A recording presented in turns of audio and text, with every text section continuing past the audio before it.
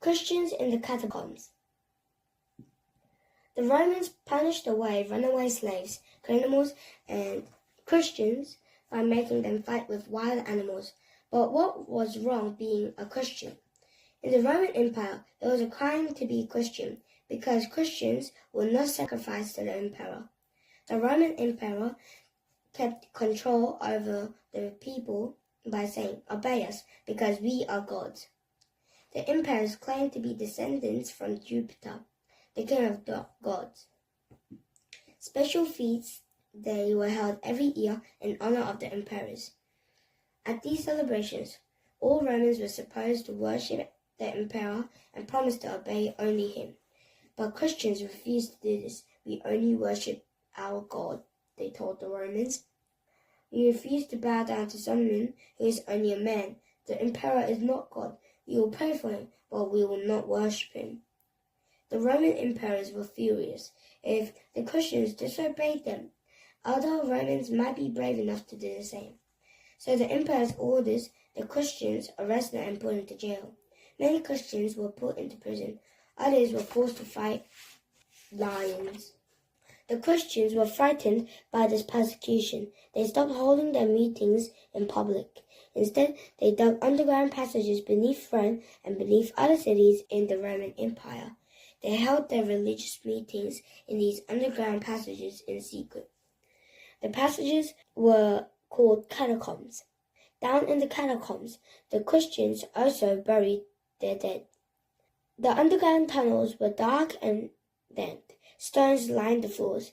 There were only light torches. Shadows lurked in every corner, but when the Christians were underground, they were safe. This secrecy soon made people even more suspicious of the Christians. What were they doing down there underground?